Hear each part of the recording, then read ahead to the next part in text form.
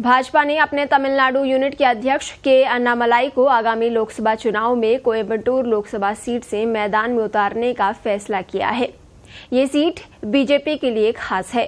Karnataka cadre के IPS अधिकारी रहे अन्नामलाई ने 2019 में भारतीय पुलिस सेवा से इस्तीफा दे दिया था और 2020 में भाजपा में शामिल हो गए थे। उन्हें एक साल बाद तमिलनाडु भाजपा का प्रदेश अध्यक्ष नियुक्त किया गया। तब उनकी उम्र सिर्फ 37 साल की थी। वे किसी राज्य के सबसे कम उम्र के भाजपा अध्यक्ष थे। भाजपा को उम्मीद है कि आत्मविश्वासी और ओजस्वी वक्ता के अन्नामलाई युवाओं को आकर्षित करेंगे और तमिलनाडु में पार्टी की किस्मत को नई ऊंचाइयों पर ले जाएंगे, जो लोकसभा में 39 सांसद भेजता है। भाजपा तमिलनाडु में अब तक ज्यादा चुनावी लाभ हासिल नहीं कर पाई है। यहाँ की राजनीति द्रविड़ और तमिल राष्ट्रवाद से अधिक संबंधित है। अन्नामलाई के लिए भाजपा की ओर से कोयम्बटूर लोकसभा सीट का चुनाव करना दिलचस्प और महत्वपूर्ण है। कोयम्बटूर परंपरागत वामपंथी गढ़ रहा है, जिसका भारतीय जनता पार्टी के साथ एक विशेष लेकिन जटिल रिश्ता है। बुधवार को डीएमके, जिसने आखिरी बार 1996 में कोयम्बटूर सीट जीती थी, उसने पूर्व अन्नाद्रमुक नेता और कोयम्बटूर के मेयर गणपति राजकुमार को इस सीट के लिए अपना उम्मीदवार घोषित किया। कोयम्बटूर भाजपा के किसी सदस्य को लोकसभा में भेजने वाले तमिलनाडु के शुरुआती निर्वाचन क्षेत्रों में से एक था। यहां साल 1998 में भाजपा के दिग्गज नेता लालकृष्ण आडवाणी की हत्या का प्रयास भी हुआ था।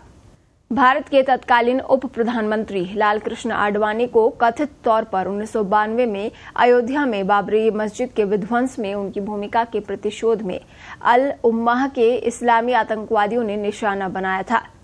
14 फरवरी 1998 को कोयम्बटूर में 11 जगहों पर सिलसिलेवार बम विस्फोटों में 58 से ज्यादा लोगों की जान चली गई थी और सैकड़ों घायल हुए थे। ये बम भाजपा नेता लालकृष्ण आडवाणी को निशाना बनाने के लिए प्लांट किए गए थे, जो शहर में अपने चुनाव प्रचार पर थे। सीरियल बम ब्लास्ट के बाद 1998 और 1999 के चुनाव में बीजेपी ने कोयम्बटूर सीट से जीत दर्ज की थी। प्रधानमंत्री नरेंद्र मोदी ने अपने हालिया कोयम्बटूर दौरे के दौरान 26 साल पहले बम धमाकों में मारे गए 58 लोगों को श्रद्धांजलि दी थी। भाजपा ने तमिलनाडु में हिंदू मतदाताओं को आकर्षित करने के लिए कोयम्बटूर विस्फोटों का हवाला दिया है। एक ऐसा राज्य यहाँ राजनीति में धर्म की कोई खास अपील नहीं है। एक अन्य कारक जो कोयम्बटूर में भाजपा के पक्ष में है, वो उत्तर भारतीय प्रवासी श्रमिकों की बड़ी संख्या है। आपको बता दें, कोयम्बटूर में कपड़ा उद्योग है और उत्तर भारतीय यहाँ काम करते हैं। लोकसभा चुनाव को ध्यान में रखते हुए अन्नामलाई ने एन मन एन मनक्कल पदयात्रा निकाली थी, जिसने तमिलनाडु के सभी 234 विधानसभा क्षेत्रों को कवर किया था।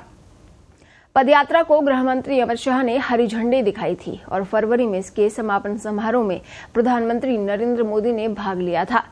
अपनी उम्मीदवारी का ऐलान होने के बाद अन्नामलाई ने सोशल मीडिया एक्स पर एक पोस्ट में पीएम मोदी को उन पर विश्वास जताने के लिए धन्यवाद दिया।